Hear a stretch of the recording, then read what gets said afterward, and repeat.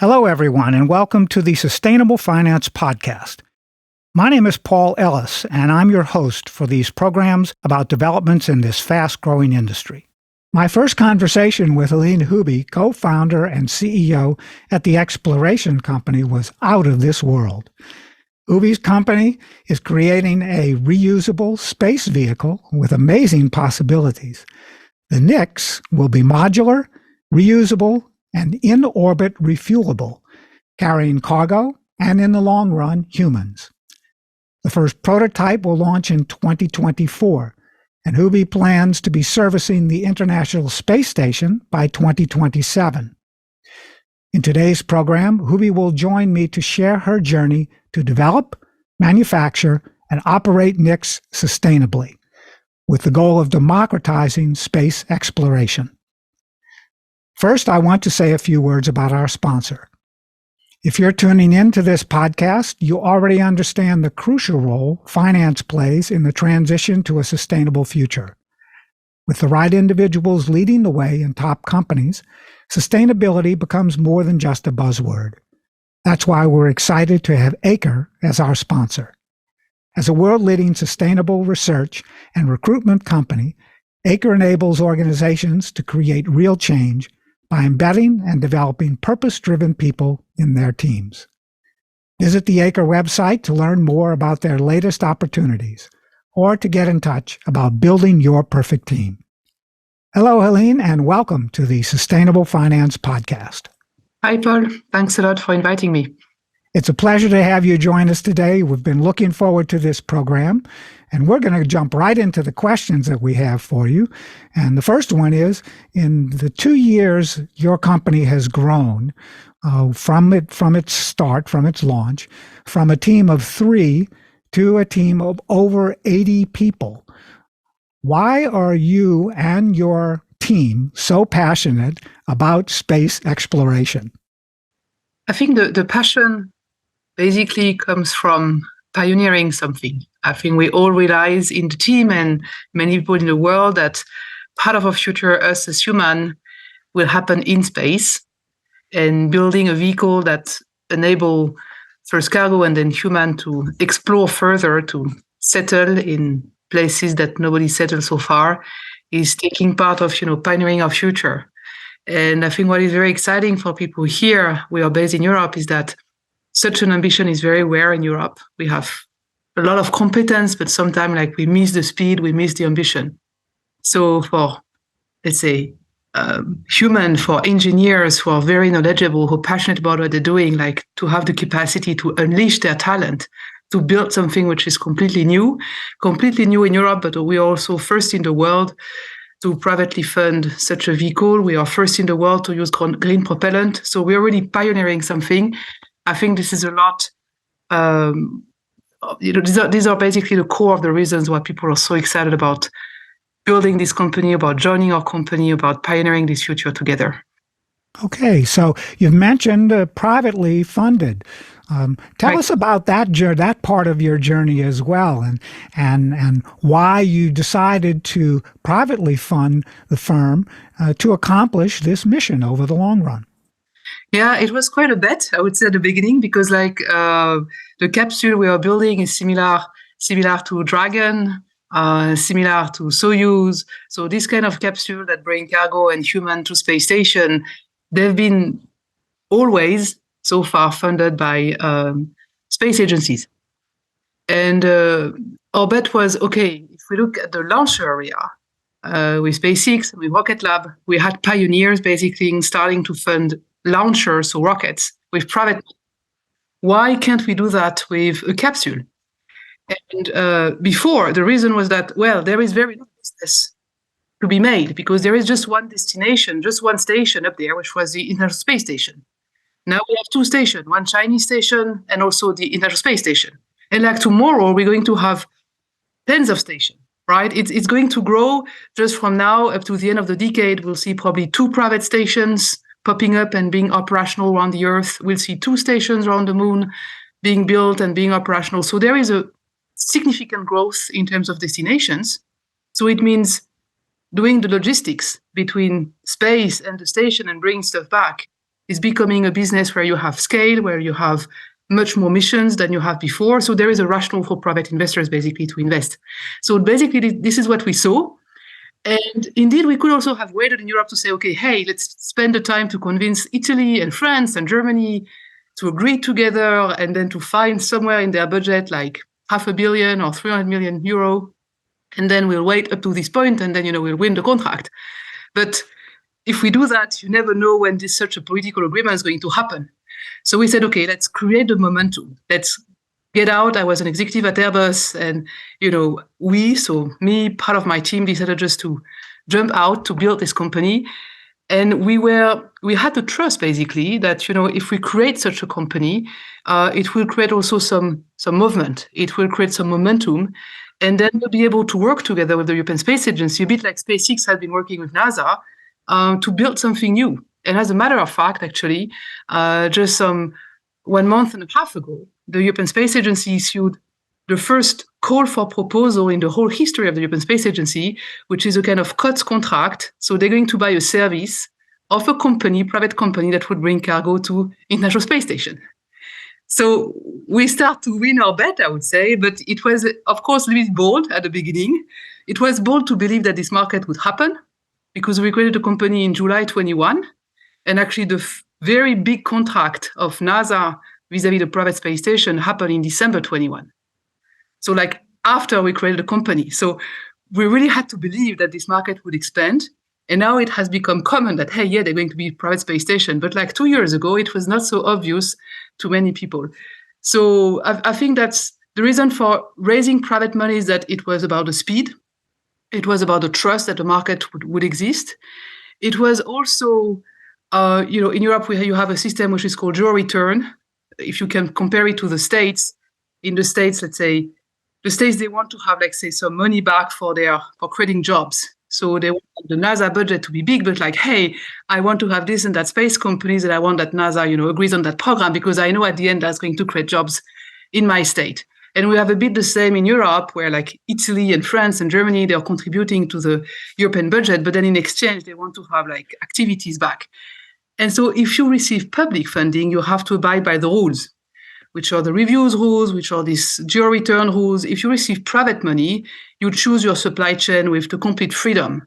You choose a supplier not because he's based in Italy or he's based in Germany, but because this is the best price for the best quality you can have globally in the whole market. So it gives you much more efficiency. That was also another reason to choose private funding. And the way we did that, and we've been quite successful so far, because in 18 months, we raised around about 55 million USD, which is in a time of big crisis is quite something. And it was the biggest, round ever raised in Europe by a space tech startup. We, instead of saying, hey, we need to go for the perfect product and that's going to take us 5 years, we said, okay, let's do something that is VC compatible. So we start with a small capsule that can be funded with just a few million euros. Mm-hmm. We're going to do a subscale capsule that we can fund with, let's say, double-digit million USD, and then we go for the full model that, of course, we have to fund with triple-digit million USD. But then the investors, they can see that we manage our costs, we manage our supply chain, then we learn a lot at every step. It's not like we need to spend a huge amount of money to learn a lot. No, we learn a lot by spending a little bit amount of money. And then we also start to have revenue super fast, because already for the second capsule that we're going to fly next year, it's sold out. So, for a deep tech company, having paying clients year number 2, without any product flown already, it's kind of cool. And I'd say it's very cool. And exciting. It's very exciting, and the team is amazing. So I think the way we structured, I would say, the product roadmap and the technological development roadmap helped us a lot to raise that funding, because it was a step-by-step approach, and investor could measure our progress against our promises. Thank you very much for that, all of that information, Helene. Now, my next question, of course, is now we are currently facing just huge environmental and social challenges all over the world. And climate change is on everybody's mind every day now, given the droughts in multiple, every place, really, every continent on the planet is being affected this summer and over this year. We're probably going to end up running the highest average temperature on the planet since they have been measured. So what value does space exploration bring to the context of human development and global development of business opportunities because of all of the other issues that we're dealing with today? Yeah, that's a great question. And I really love it. And, I want to be a bit provocative here because please do. Very often when you speak about space exploration, like the reaction is, okay, I mean, why the heck shall we go there? Like, why shall we do that? And then another comment that very often comes is, okay, but this is billionaire stuff. You have like private billionaires, they are flying up, they are flying down, and it's for a few minutes, they have fun, and they're polluting a lot of planet. So there is no good in that, and there is no reason to do that. And this is so wrong. So let me explain a bit. If you want to live in a space station, right? Or let's say you want to go to the moon, it will take you a few days. Or let's say you want to go to Mars and it will take you a few months. Or you live in space station typically astronauts now live in space station for 6 months. You live in an environment which is super, super harsh. Like on Earth, by definition, you cannot find such a harsh environment, perhaps in the deserts, perhaps under the sea, perhaps in the Antarctica, but it's very, very harsh.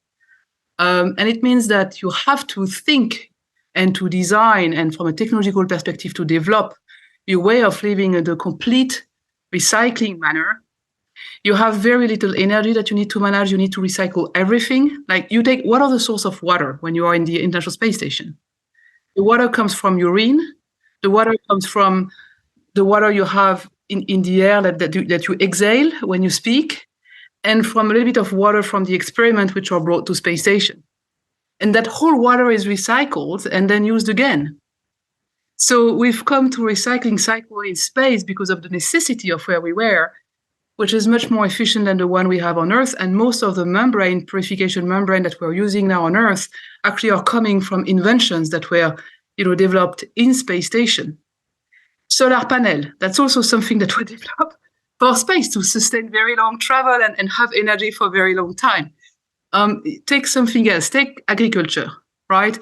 Today, most of the let's say the food which is eaten in space station is still brought with cargo. And okay, that's good for me because I still have some business there. But if you travel to Mars, or if you are at a lunar gateway, which is currently being built, you want to think in a way where you're not dependent anymore from a cargo resupply. And especially if you go to Mars, you cannot be dependent on a cargo resupply because there is no cargo resupply. So you have to develop an agriculture system which is flying in a spaceship and which is absolutely failure tolerant. Because if that agriculture system doesn't work, then you'll just die. Because it's not possible you're going to have enough food for 6 months to go to Mars and then 6 months back.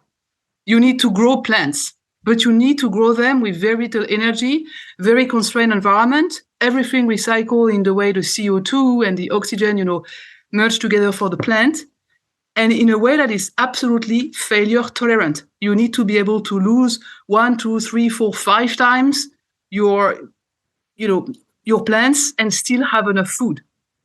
So you're in an environment where the research you do and the things you do are so constrained that actually it has immense boomerang effect on the Earth, because it's like you're facing conditions which are much harder than the conditions you have on Earth. And because of that, you need to be disruptive in the way you develop technologies.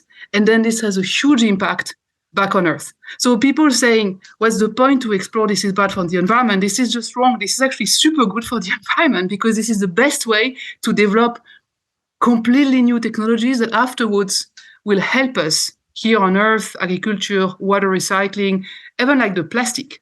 In space station, you recycle the plastic. You take the plastic, which is above the food, and it's transformed into powder, and then it's printed to do repair pieces for the station. Like, imagine you scale that on Earth, and we are finished with the plastic problem, right? So that's one part, I would say, of the environmental impact of space exploration, is actually to develop new technologies which are super useful and serving basically the Earth to make our life more sustainable on Earth, because we have to be highly sustainable when we fly in space, as simple as that.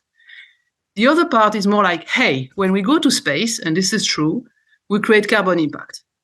And we fly sometimes stuff which are very toxic, like, solid rocket engine. They're really not good for the environment, etc. So here, it's a bit for me like the aviation. We, as industry, have to take responsibility and have to step-by-step develop new technologies which are much more sustainable. So at the exploration company, which is 2 years old, the first choice we made was to say, okay, we're going to use, for our capsule that you see in the background, for our capsule, we're going to use green propellant. What does that mean? Most of the exploration vehicles today, they function with what is called hydrazine or derivatives from hydrazine. This is very, very toxic. Like, you smell it, more or less you die. So the way you fuel your spacecraft is not like you and me, like now in normal clothes. You need to have a scaphandre, because you cannot smell, you cannot touch. So it's very, very toxic. So since around about 10 years, there was some technological developments to develop new types of propellant, less toxic, also with less carbon impact. And now what we're doing is that it was developed for, let's say, a low performance.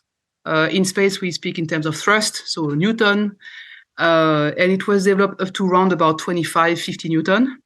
And now we're scaling this technology so that we can have it for 200 Newton, even a bit more, and to have it with the right level of reliability so that we can really do very precise maneuver and go to station, etc. So that's one of our key technology that we are currently developing. And with that, it means that we make flying in space much more sustainable. So that's one part that we're taking very seriously, and it's very serious because it's also a technical risk for the company. It's not like, hey, it's cool to have a new techno, but like, if we don't master that, we're going to have problem flying, right? So that's really a commitment that we took, and we also engaged, but it's not finished yet in a certification process so that we can measure and then reduce our carbon footprint. But okay, this is for the end of the year, not done yet. But yeah, I wanted to underline these, let's say, two directions. On the one hand, everything we do for space exploration in terms of technological development has huge impact on Earth for the benefit of the Earth, because we have to be highly sustainable when we fly in space. Like, otherwise we don't fly people, as simple as that. And the other part is, yes, but we still pollute when we get out of the Earth. And here we need to work on new technologies and also measure our impact and reduce this carbon impact. And that's what we're doing at the exploration company. Well, I think it's going to be fascinating to see how regulators around the world, let's say in this case in Europe, are going to measure your carbon footprint from the data that you provide for them.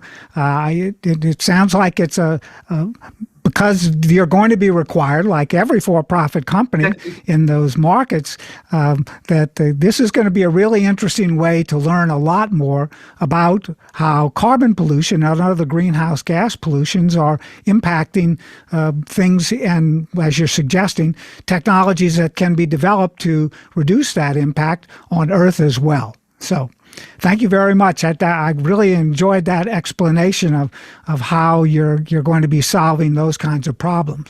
Now, here's another problem that's much more personal for you and your personal career, and that is the fact that you have 4 children.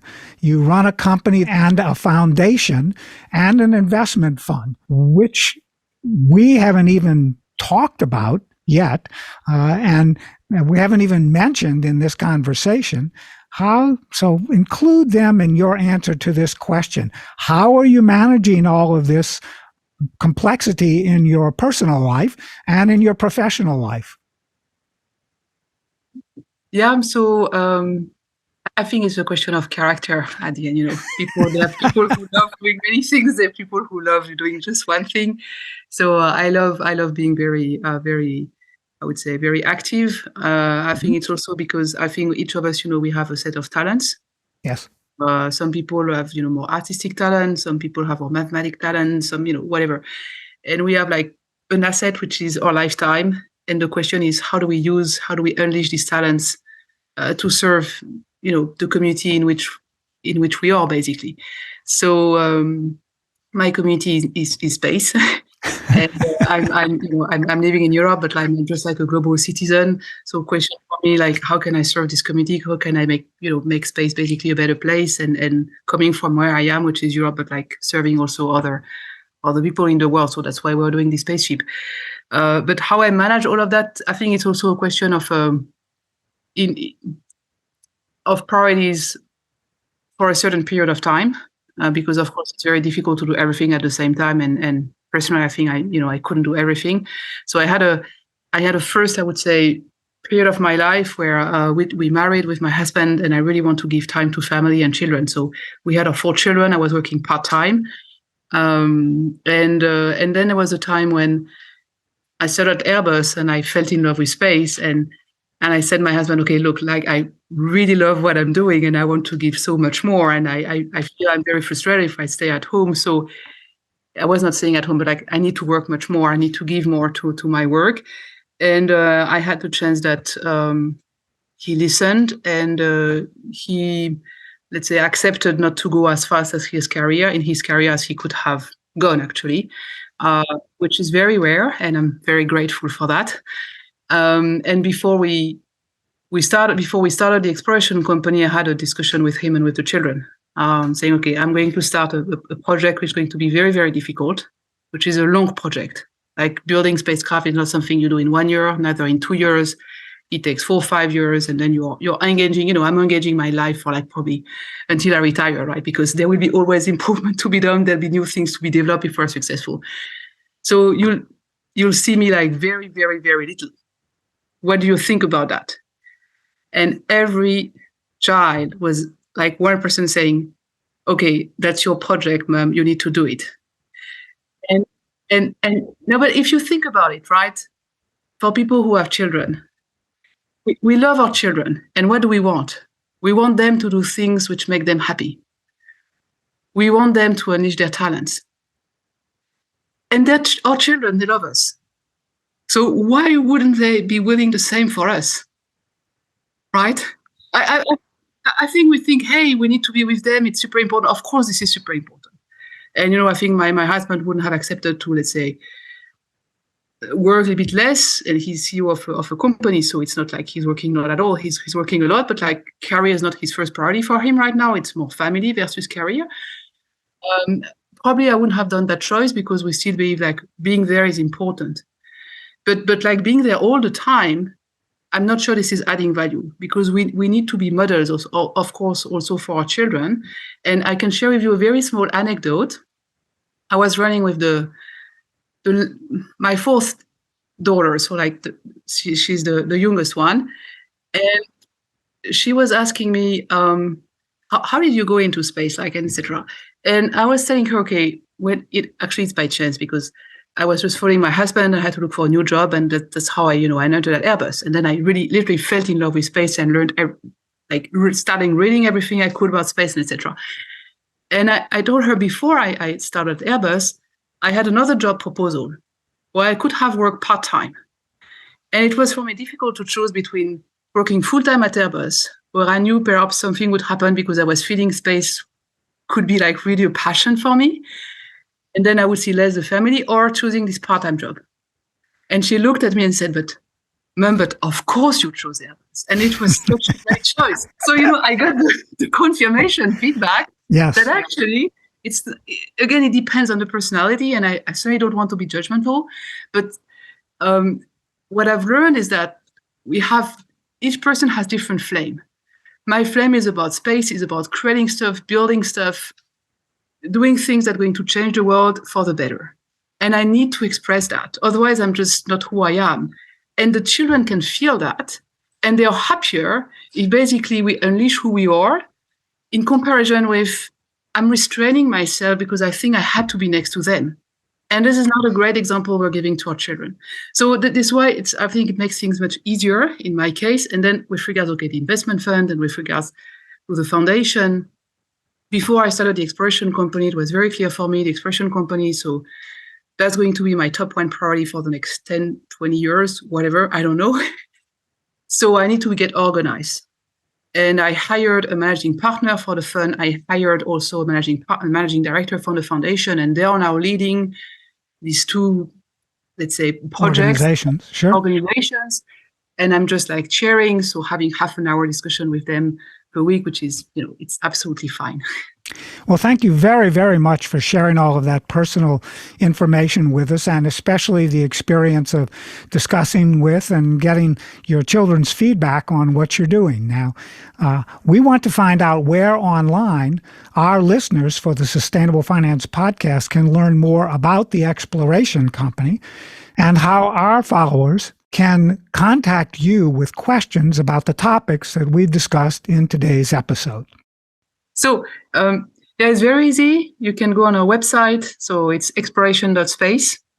And if you have some questions about the Exploration Company, also if you'd like to join the company or like have some sustainability questions, you can write at teams@exploration.space. Terrific. All right. Well, thank you very much, Helene Huby, co-founder and CEO at the Exploration Company. And for our listeners, if you're ready to take your team to the next level, or if you're an experienced sustainability professional, visit the Acre website to get in touch. With the right individuals leading the way in your company, sustainability becomes more than a buzzword. Let Acre enable real change by embedding and developing purpose-driven people in your teams. And to our followers, join us again next week for another episode. I'm Paul Ellis, and this is the Sustainable Finance Podcast.